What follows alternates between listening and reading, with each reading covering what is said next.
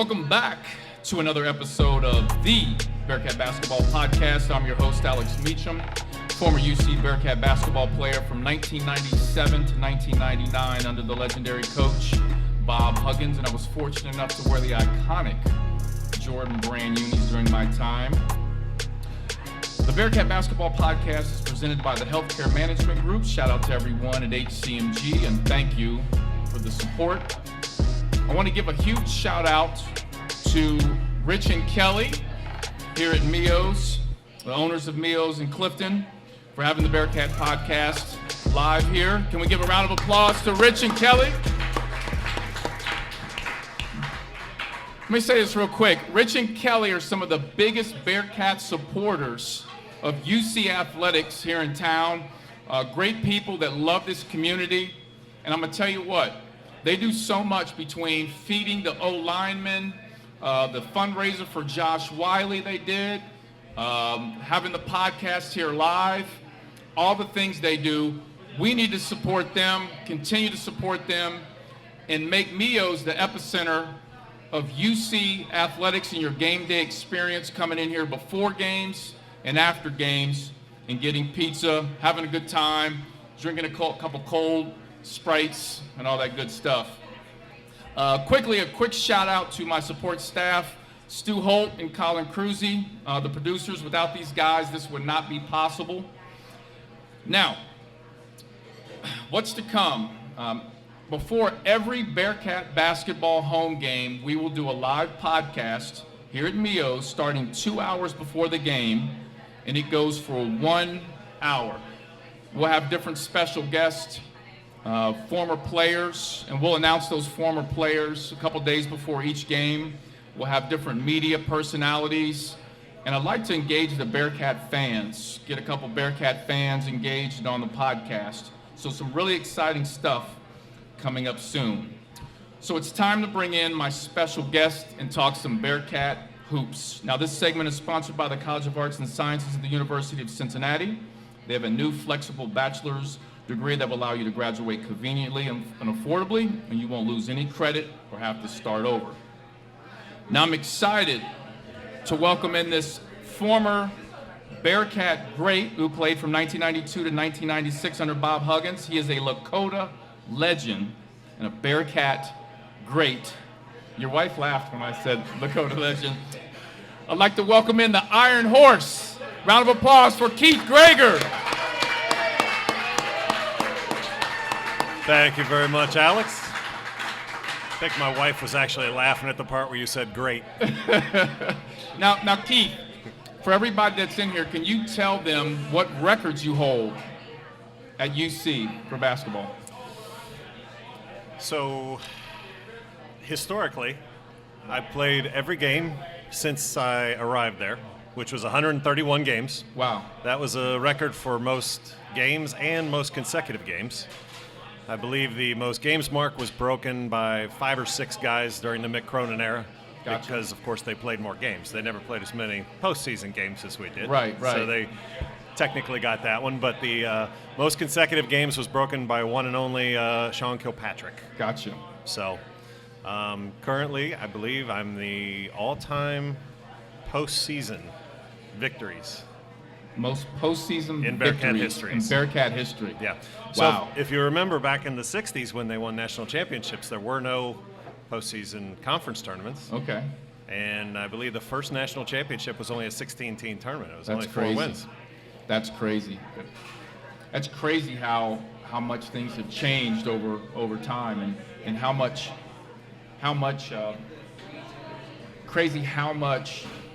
big money has taken over athletics, and they have to have more games. It's more TV exposure.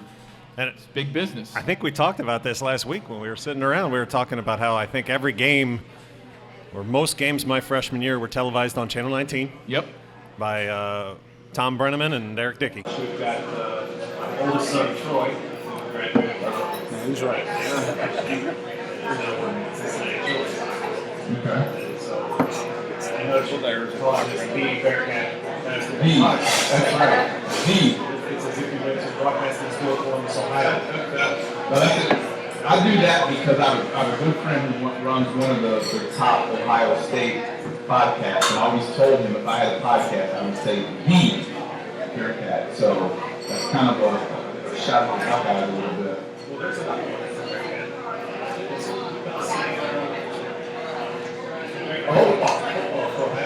He did UC.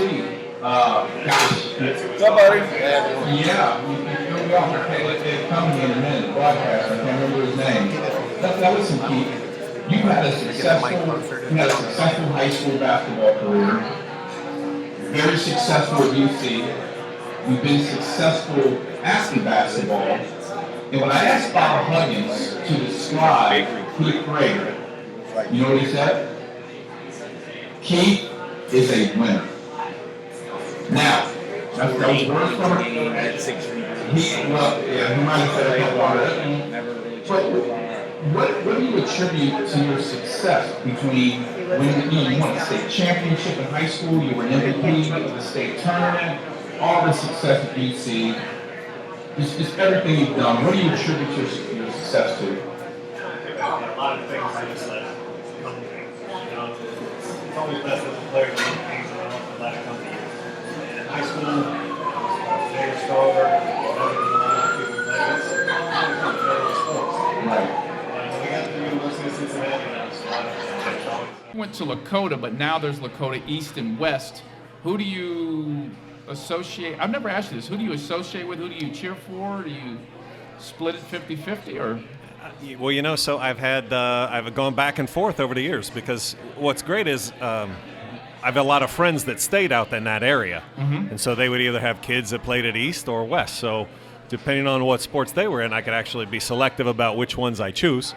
But the greatest thing about having your high school split in half is there's only one athletic Hall of Fame out there, and I'm in both.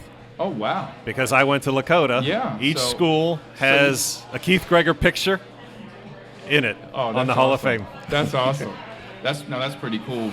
Okay, so you being a hometown kid, going to Lakota, playing for the hometown Bearcats, and keep in mind, I was a hometown guy too, going to Roger Bacon, playing for UC, but for you it was different because, you were on a totally different level as far as, athletically what you did.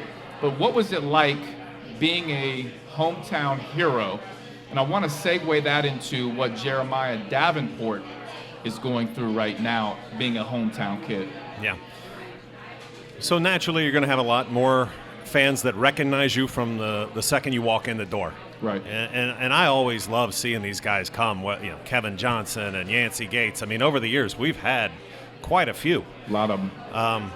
But, with that, it does put a little more pressure on your shoulders because everybody is watching and reading the papers about, all that. And so the great thing is, having that kind of support out there, but also Cincinnati's a great place because it's big enough that you can get involved in all that, but it's also cozy enough where you can shut the doors and just, focus in on what's going on in practice. Right. And you got to be able to, it's nice to enjoy it, but you got to keep it at arm's length. Right. And like you were saying, too, there is a lot of pressure being a hometown kid, performing well, but you also have a great support system here. So if, things don't go so well, you have people you can drive and go see that are right here in town, whereas some of these, basketball players on the team are from, North Carolina, Texas, and all over, and their support system's pretty far away. Absolutely. My parents lived in Westchester throughout my days of UC, so I never did my own laundry. Yeah. I always ate better than everybody else because I was bringing home good stuff. Those guys, they knew where it was at when they wanted something good. No question about that. Now, this segment is sponsored by the College of Arts and Sciences at the University of Cincinnati. Now, I want to dive, Keith, into this year's Bearcat basketball team. And there's so much surrounding this team right now because there's so much unknown, right? You've got a new coach, and, let's be honest, Wes Miller's coming from UNC Greensboro. Not a lot of people know about him, know his style, and he comes here and people are starting to do all this research on him. He's had to go out and get in the portal, recruit kids. You know, we do have a core group of kids that are still here, but pretty much had to put together a whole new squad. You recently went down to practice. I want to get your thoughts on practice and what you've seen from this group thus far. Yeah. So I'll start with Wes. I was really impressed with Wes. I think the first month of practice is always so much different than when you're actually in season playing games, because Wes has a lot of patience, and he's got to do a lot of teaching right now. So it's one thing when you bring in 3 or 4 freshmen and you have to teach them your philosophy and the culture and the style. Right now, you really can't assume anything with any of these guys. The guys he pulled from UNC Greensboro, they understand what he's trying to do, and so I think he's leaning on those guys really heavily. But the one thing in putting together this team that he did was with the transfer portal, he's got a lot of veterans. You know, you got Abdul Adu, who's one of the 10th oldest player in the college right now. Right. And then bringing Kosak from UNC kid. Greensboro as well. So there's a lot of maturity on the team, I think. He impressed me with his ability to explain, and it's different than it was 30 years ago when you could just yell at guys, put them on a line, tell them to run. Yeah. This is why you do this. It's because you don't have to run. Right. Today you have to explain to guys and make them understand, and that's the one thing I think Wes is really good at, is messaging to the players on why we do things. Because, again, he's trying to get that culture right and then build upon that. Once the foundation is down, I think during season you see a little bit of transition. Now, have you got a chance to sit down and talk with Coach Miller? I have, actually. Okay, how'd that go? I mean, Wes is very easy to like. He's very easy to talk to. I think Very that easy Southern draw is going to do him very well in recruiting. But Wes definitely has a plan, and he's young enough that you kind of wonder. But remember, he's done this for a long time down at UNC Greensboro and was very successful. I think after watching some of the guys practice and play early on, I kind of asked him, like, well, which ones exactly were brought over from UNC Charlotte or for UNC Greensboro? And the ones that he named, I was really impressed that those guys were going to play at UNC Greensboro. Right. And it makes me very excited that he's going to be able to recruit at the level we need to be able to be competitive, not in the ACC, but in the Big 12 very soon. Yeah. Now you're a season ticket holder to football and basketball? Absolutely. Now, okay, so let's talk about that a little bit, because I'm a season ticket holder, basketball and football. My father and I split those, and you're a season ticket holder. Why is it important for you, a former player? Because, sometimes people like to just sit at home and watch it. Why is it important for you to be a season ticket holder and go watch games live? Yeah. So, for basketball, there's so many games. I don't always make it to all of them with travel and work and other such.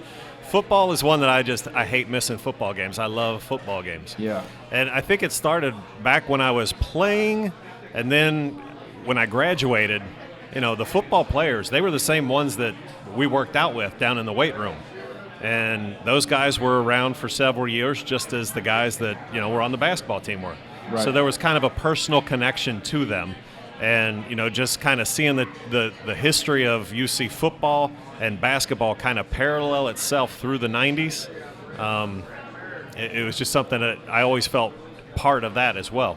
Sure. And I do, towards the end of the podcast, I do kind of want to jump in and talk a little bit about the football program and, where we are now, game day and all that good stuff. So I do want to talk about starting lineups, because I know, Keith, you're not huge on social media, right? My wife does enough for both of us. Your wife, Sherry, she takes care of all the social media for the family. So with that being said, on Twitter, there were quite a few people talking about starting lineup for this Tuesday and this basketball team. A lot of people were anxious to hear and see what the starting lineup's going to be. So you were at practice. I've been at practice.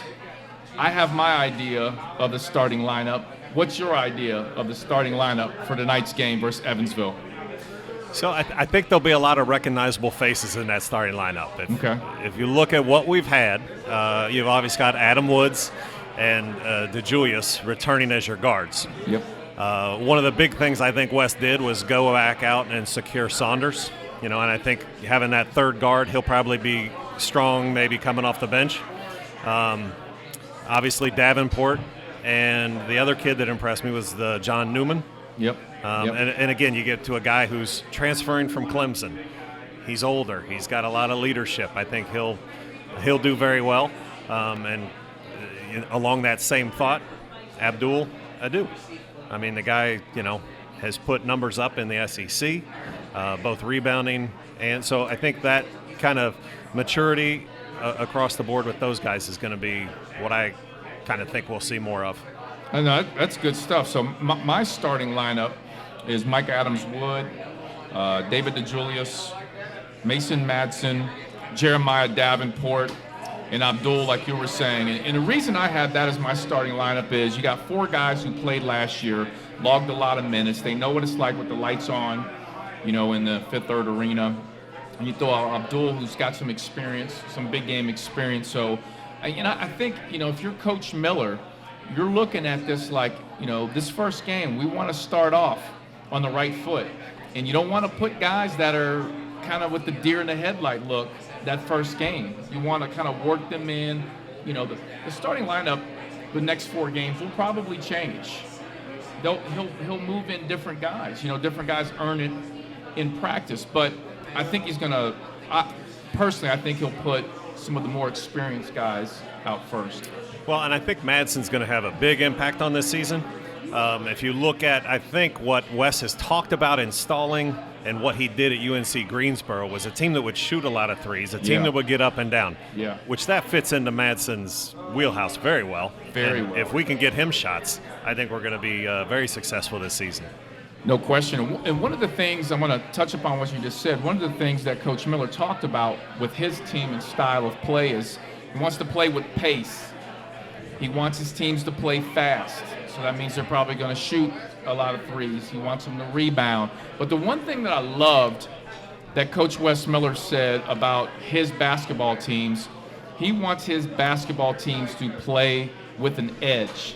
He wants the team, so like they're playing Evansville tonight, he wants Evansville tomorrow morning to feel it, to feel they just played the Bearcats. And that's Bearcat basketball if you really think about it. Absolutely. Absolutely. It's all about culture, and that's it.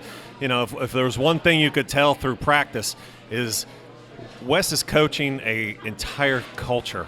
The one thing that impressed me in practice when someone went down for a charge, there was 4 guys, his teammates, right there to pick him up. Absolutely. But even beyond that, there was 5 managers behind those guys ready to wipe up the floor. There is every small detail. Every detail. That he's thinking about. And when you build the foundation, and you only get one chance to do it right, so he's setting the tone early. And those details are so important, and it's the difference between winning and losing. If you go and watch football, basketball, it's inches, seconds, all those little things where one thing could have gone one way. If you'd have paid attention to this detail, you could have won the game. Yep. If you did that small detail, you win the game. And that's the thing that's where his job transitions over the course of the year. You have 1 month before games start. You got to get all that stuff right. So that in mid-season, you don't have to go back and teach that when you need to be teaching about Houston's offense and putting in that stuff. Yep. So, and I'm gonna come back to some of the individual players, and I want to talk about those. Let's talk about the schedule a little bit.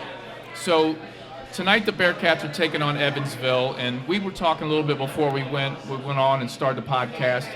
Evansville can really shoot the ball, right? And so the Bearcats are going to have to, really close out. It's going to be a great test to see how they do against shooters. But here's the thing about the schedule. We play Evansville tonight, turn around and play Georgia on Saturday. I'm not sure how good Georgia is, but they're Georgia. They're going to have Georgia on their chest. Yep.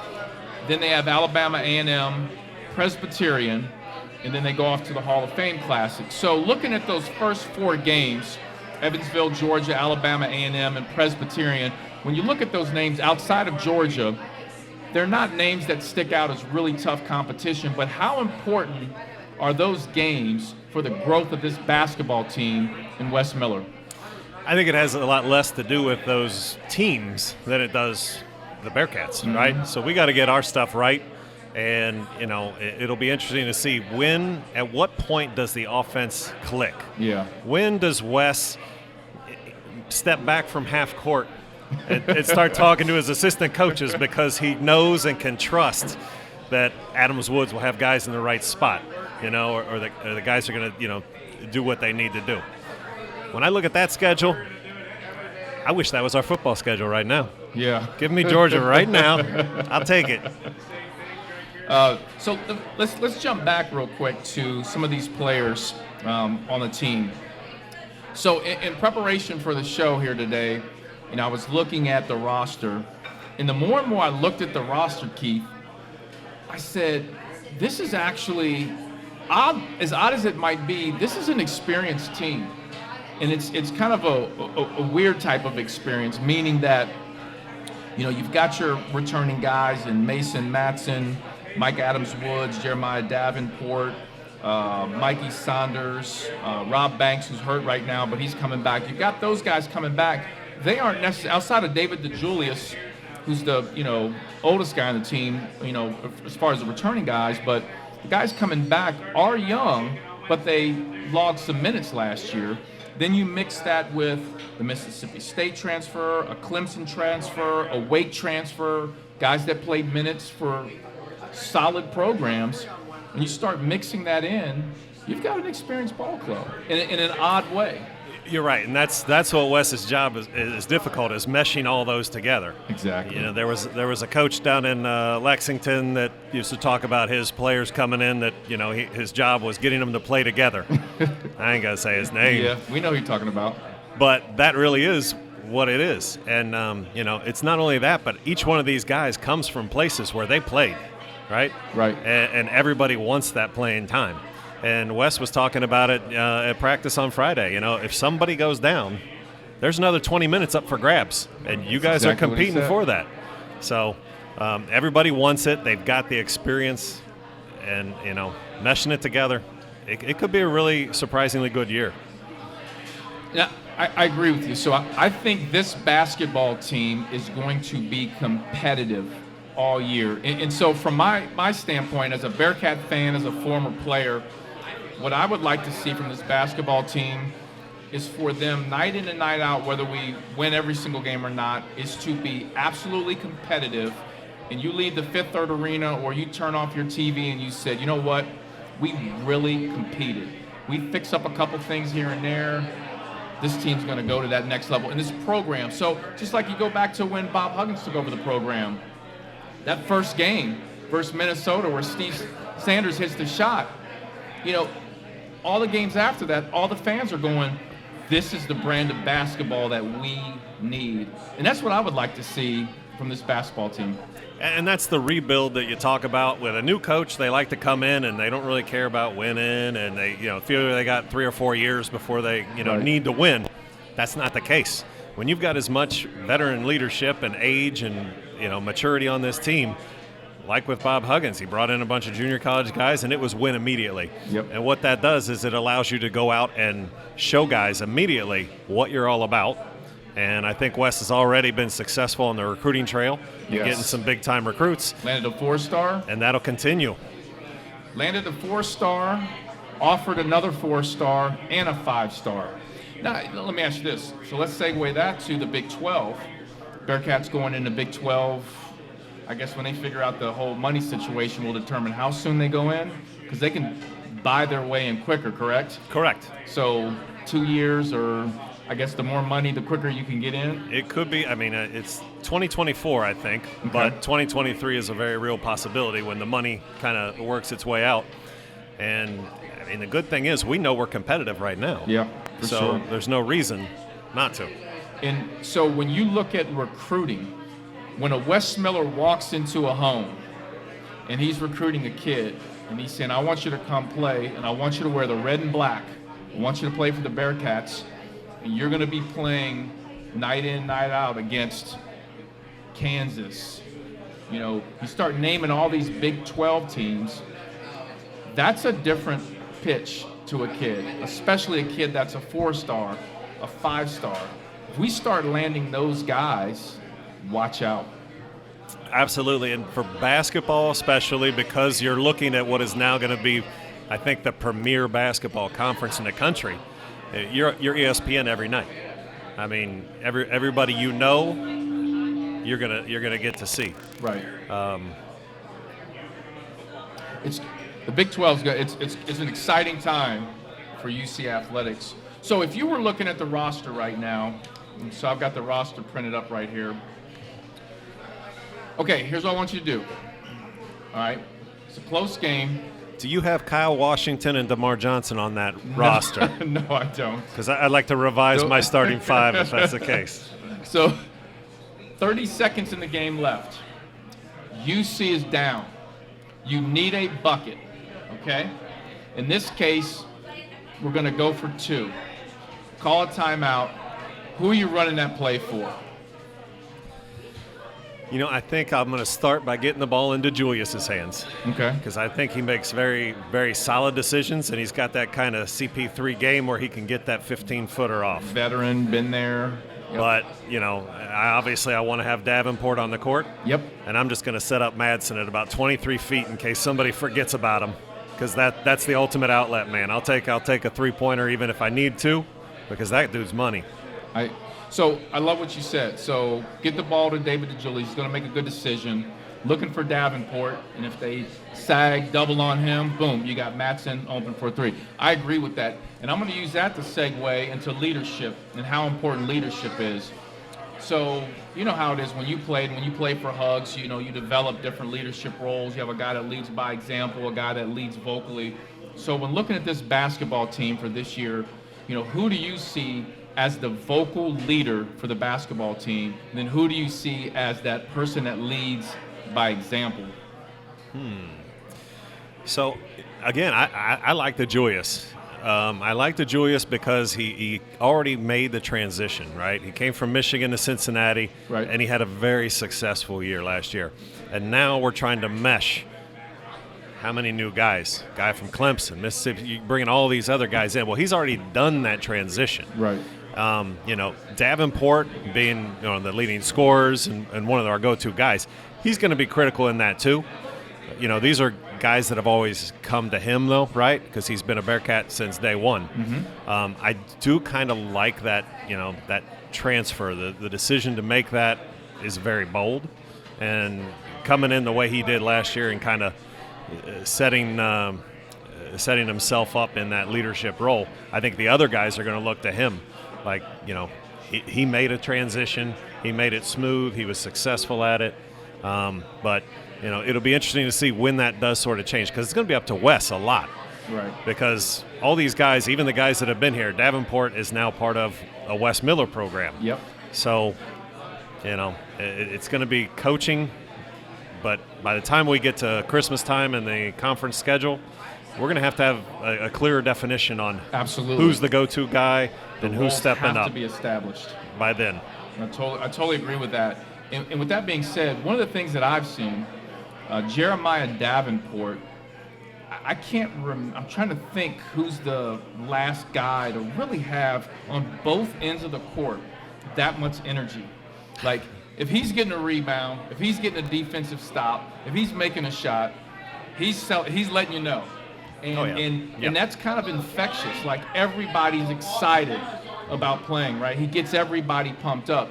Now, on the flip side, somebody I want to point out that I think is a sleeper as a vocal leader on this team is Mason Madsen. And I'm going to tell you why.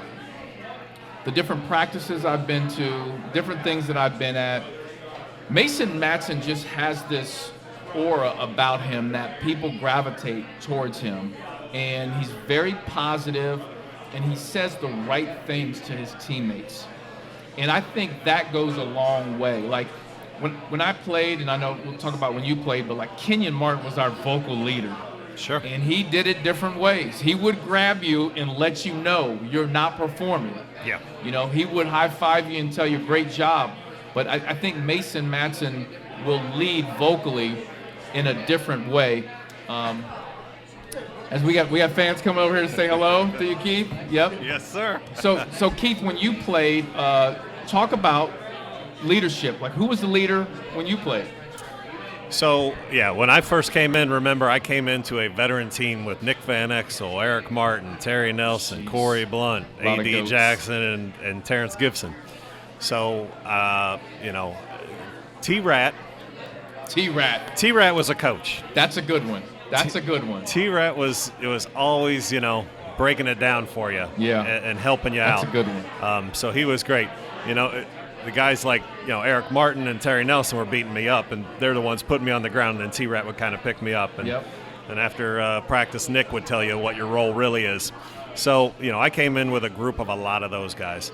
And then we sort of transitioned into, where I became a leader. And I always said, we used to have a small forward pathway, right? So Eric Martin was there when I came in, and he used to beat me up. Yep. And then, Bobby Brandon came in, and I beat him up. And then Ryan Fletcher came in, and me and Bobby beat him up. I mean, there was just this constant transition year after year. Which, as you're saying this, I'm thinking like Bearcat football is like tied in you.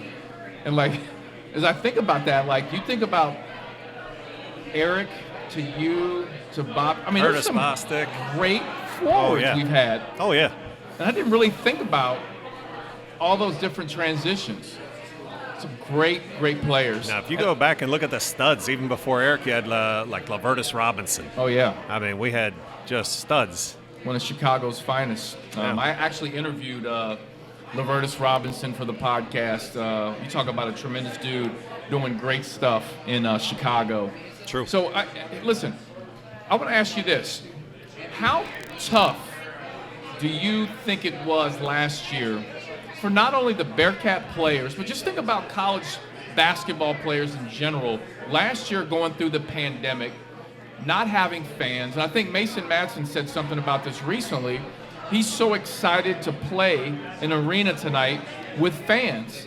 How difficult do you think it was for those guys last year?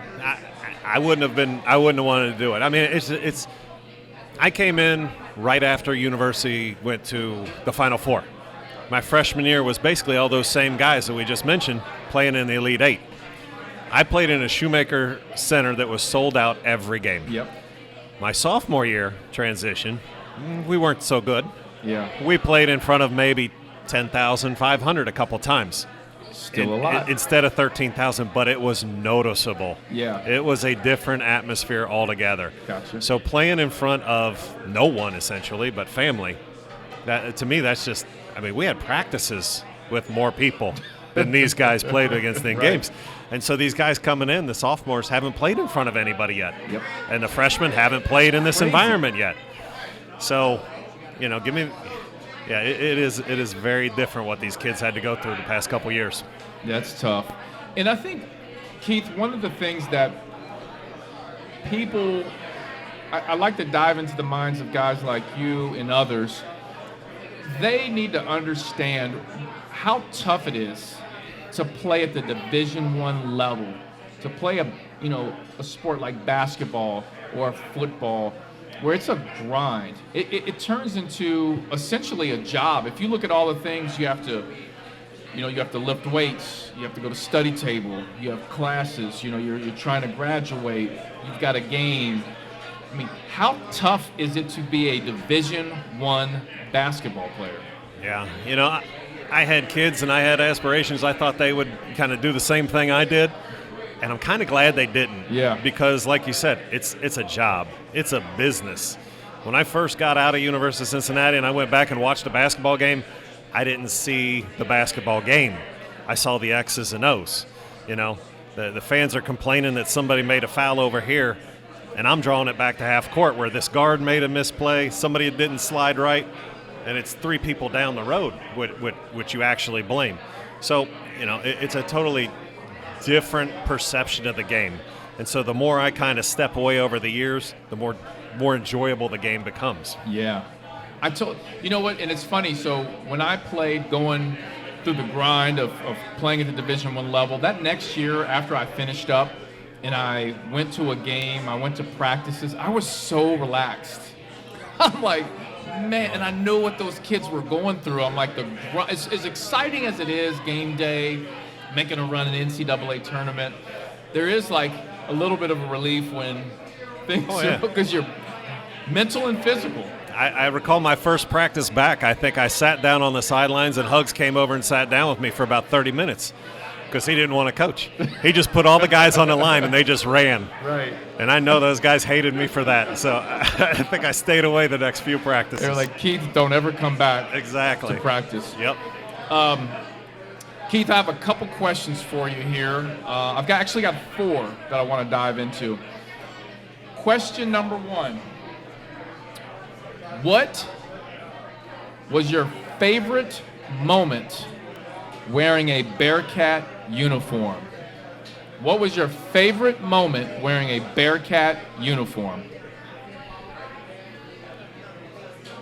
That's a tough one there. So, boy, I can't think of any more victories that we had maybe that were more thrilling than winning at Wyoming. Oh, man. The Zell Durden game? And I say that because I'm trying to think of, like, wearing the uniform. What did it really mean? Well, when we went out to Wyoming and won the game, everybody was throwing pop at us. They were throwing, you name it. They couldn't I bet. anything that they could get their hands on in the stands, throwing it at us. And so, normally you finish the game, you take your uniform off, and there's sweat and there's all that. And I took it off that day, and there was, like, mustard on it. I'm like, what on earth happened here? Yeah. That Wyoming game was bananas with, I mean, we talk about the greatness of Lizelle Durden. And for Lizelle to step up in that moment, make those free throws with so much confidence. Yeah. Like shushing the crowd. And then when he shot that last one to win the game, just absolutely turning around as he shot it. And I think he jumped into like, I can't remember whose arms he jumped in. Say it was John Jacobs. John Jacobs. It was John Jacobs' arms. And that was incredible, especially for me being a young kid, like to see that. Lizelle Durden, I was like, that's what I want to be. That's what I want. That moment as a team being there had to be unbelievable. Yeah, I mean, there was a couple days that we practiced in Wyoming prior to the game to get used to the thin air. Yeah. And it was we didn't realize how bad we really were, but Hugs was telling us Lizelle's our only chance to win the game. And sure enough, by the time we got in the second half, we were all just running around setting screens for Lizelle. Yeah. And just to get out of there with a win, knowing that we had been so bad, that was a good one. The gunslinger. Yes. All right, my question number 2. See if you can figure this one out. What has been your favorite moment not wearing a Bearcat uniform? All right. As your wife points at me, let's see. The pressure's on him right now. Oh, wait. Was this going to be a Bearcat moment? No. Or anything what outside? Has been your favorite moment not wearing a Bearcat uniform? It could be in life, and you have a lot of pressure right here with your wife looking dead at you. So,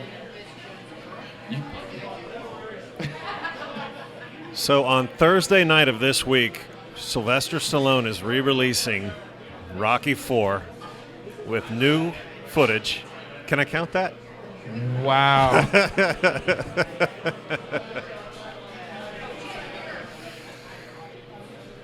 Come on, Keith. That's the best you can. I don't know. That's a deep one there. That one's really deep. That's a deep one. Okay, I'll let you slide on that one.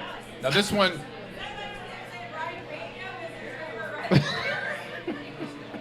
No, that was, I don't know. Those are. All right, this should be an easier one. Okay, here we go.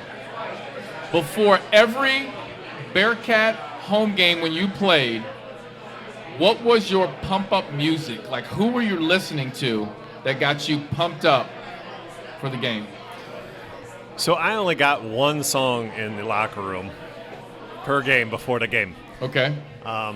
Usually it was going to be something from like the weight room, right? So the weight room was, at that time, it was a lot of Pearl Jam and stuff like that. Okay. Pearl Jam. But I was also, this was right after Rocky IV. And so this is where my passion comes from. So you're talking anything from a Rocky training montage. Oh, jeez. Which I had actually come up with a workout tape that Mick Marotti used to use. He stole from me. Mickey Marotti. And used it in pregame for football games and in the weight room. But, I could take anything. But, yeah, there was a lot of stuff in the locker rooms that I didn't even recognize. Little Pearl Jam. Okay, we'll go with that. Okay, Keith, if you were to play college basketball today, how would your game translate to today's game? First of all, I don't know if these kids could play back in the day when we played, right? But your game from back then today. And I say that because I could probably play a point guard today if I really wanted to, because you remember back in the day you weren't allowed to put your hand on the side of the ball. Yep. It was on top of the ball. Right. There was none of this and one dribbling, which is kind of very common today. Right. I see guys, sliding the pivot foot, switching pivot foots, getting the Euro step in. This is nothing that we could do today. So, if you want to look at my game as maybe the role player, I think that would transition, because that was the one thing that I could do better than anybody else I played with. When teams would hit us with a zone or something, you always think you want to put your best shooter in and knock them out of it. But, I would go into the game because I was a guy that would swing the ball and look inside and, screen the unexpected screen and stuff like that. So, from that standpoint, I feel like I could always find a place to chip in. But, man, it's a different game. Yeah. It really is. You're like the glue guy, doing a lot of team stuff. Oh, I can do a lot of defensive stuff right now. Yeah. But, I still watch the game today, and I'm like, that's a bad shot.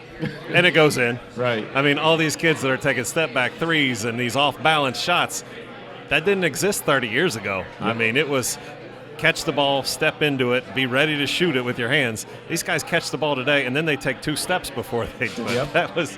That was never taught, and I don't know when it changed, but totally different game now. Wow. Totally different game. All right. I do want to transition and talk a little bit about football. You have season tickets to UC football, and I want to talk about where we are as a football program. Basketball's going to get there. Basketball's is headed in the right direction. The job that Luke Fickell is doing has obviously it is absolutely phenomenal. In your eyes, what is it about Luke Fickell? What is he doing that's getting us between recruiting and engaging the fan base? What is it about Luke Fickell? I like to watch the Luke Fickell show, and when you see him on the sidelines during practice, I mean, he's really involved in drills, and he'll step into drills and show guys how it's going. And I know, especially with football, when you're dealing with the numbers that they're dealing with, 100 kids, it's usually position coaches. But to see a head coach that's still got it, he's still young enough to step in there and kind of show the guys how he wants it done. That to me is very important if I was a player today. But, he did a really good job coming in and changing the culture. Yep. But even as I look at it in his 5th year, he's still making the moves, right? It becomes a very different job. And when you look at the recruits that we're bringing in on his side of things, he's continued to up his game and continued to improve as he goes. A lot of guys are just the guy that wants to make the change and get you to that next step. He appears like each step along the way he's meeting.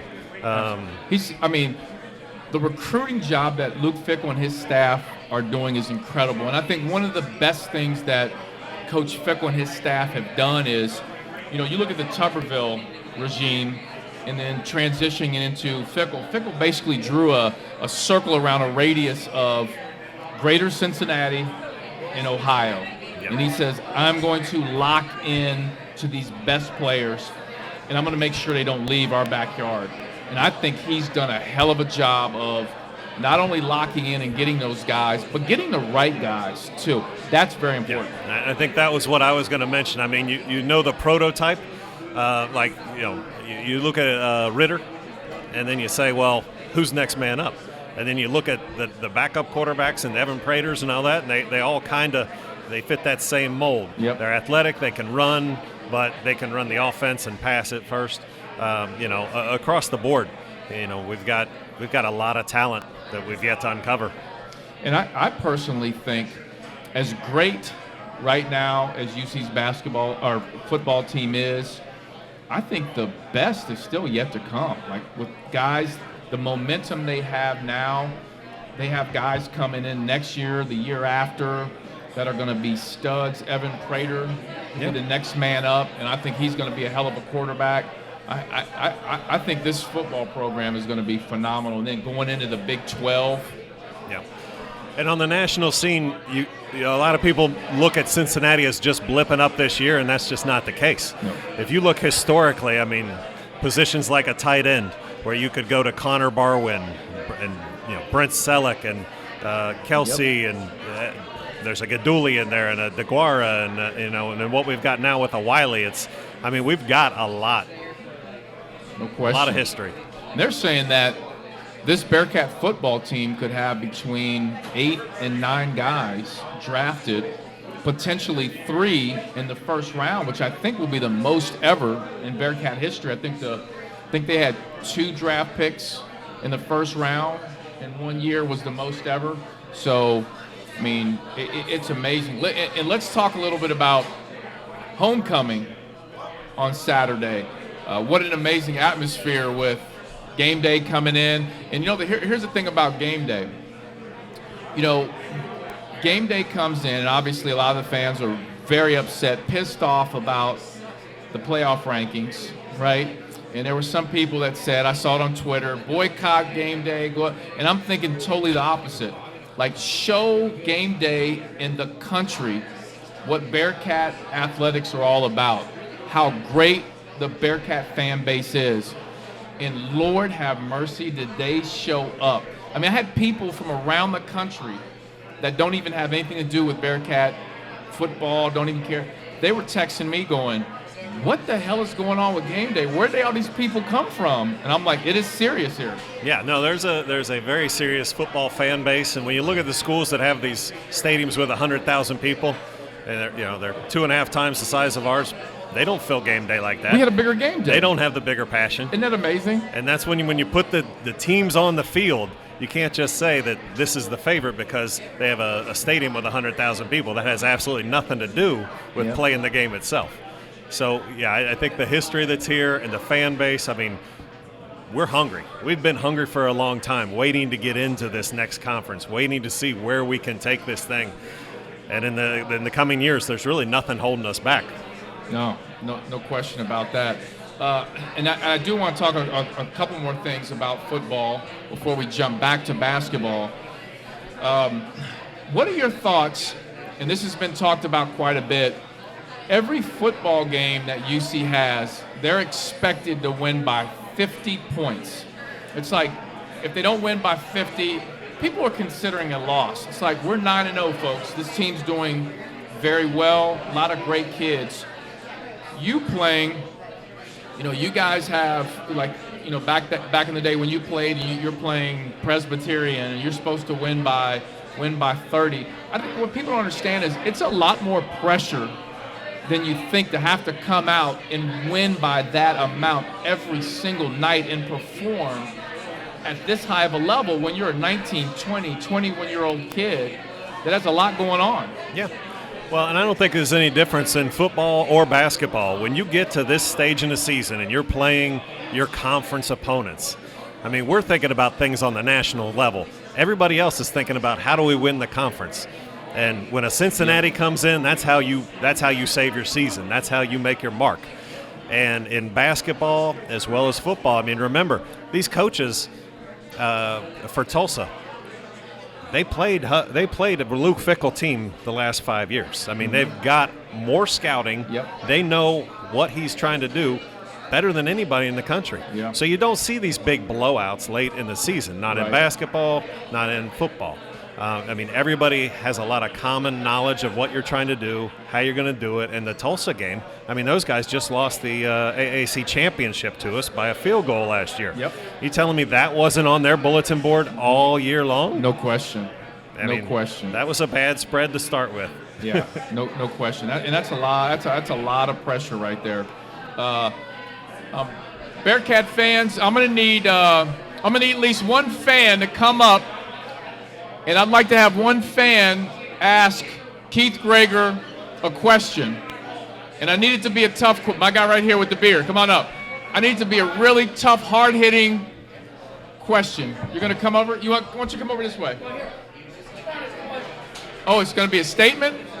Okay, so we have a statement. No, you gotta come around here. Hold on, you gotta say your name. We gotta do it. Dave. Very few people know this about Keith. His dad was a first-round draft pick. For what team? His dad was a first-round draft pick. For what team?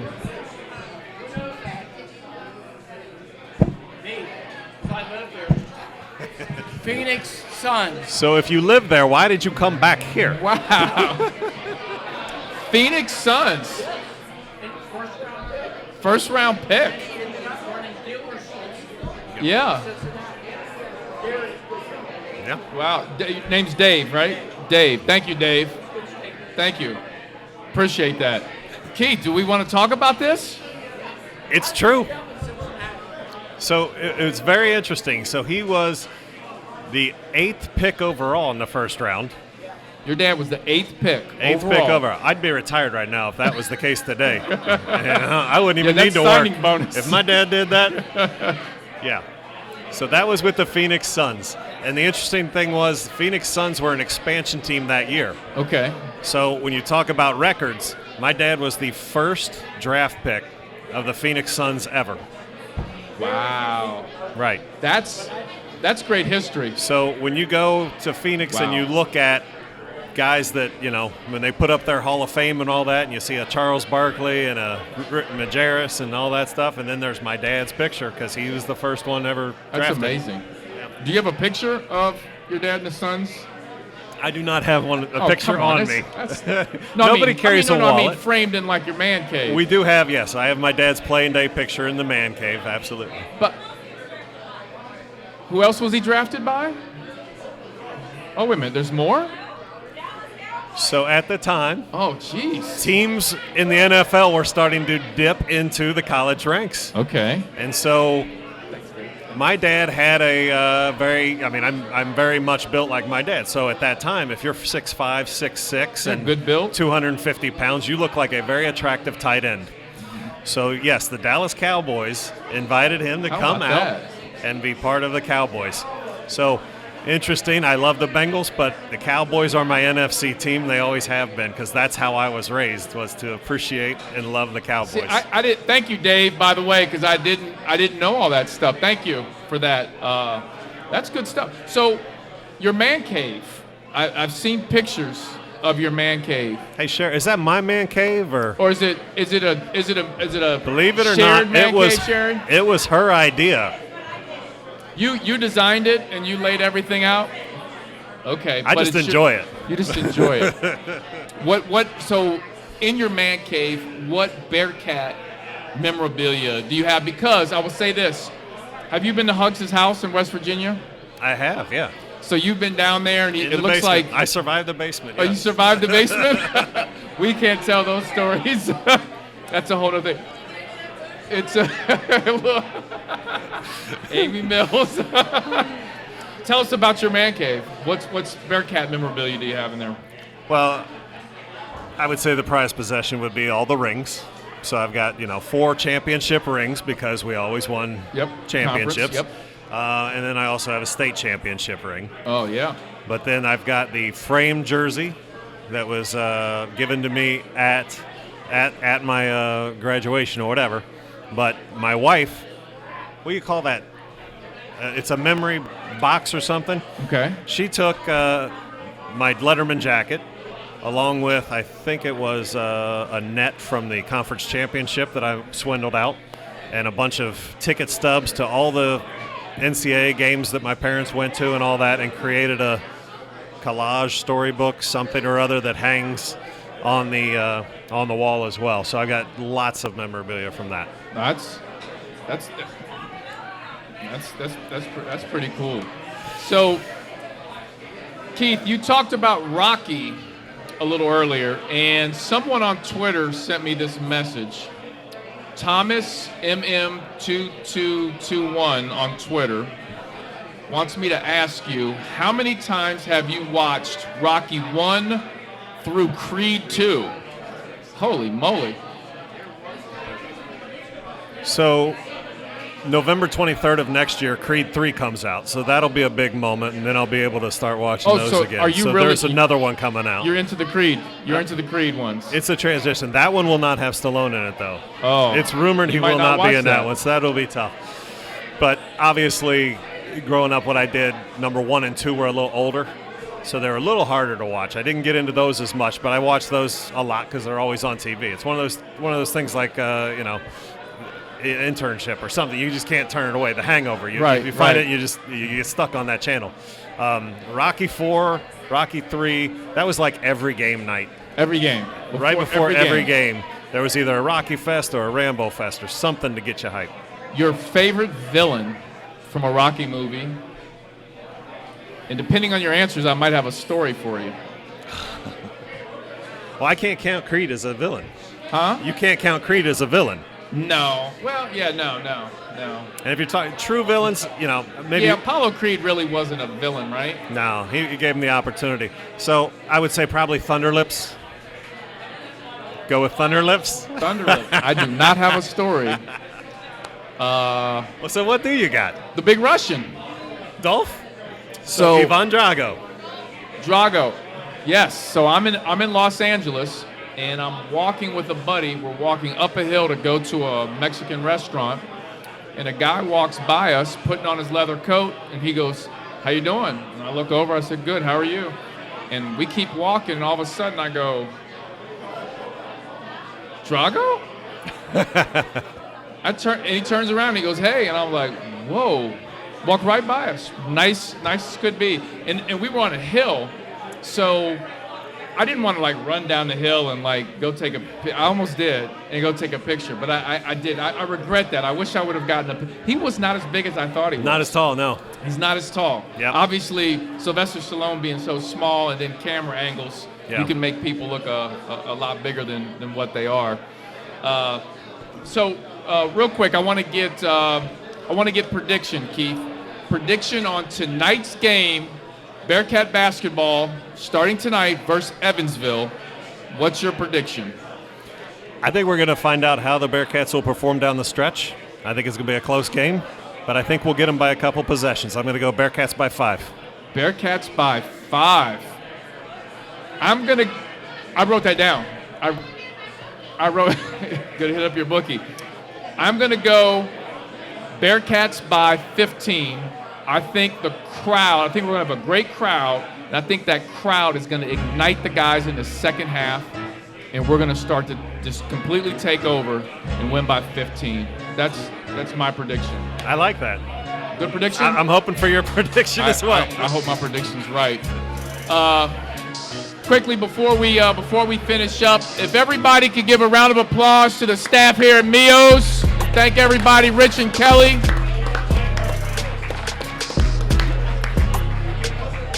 Give a round of applause to my guest, like I said, the Lakota legend and the Bearcat great.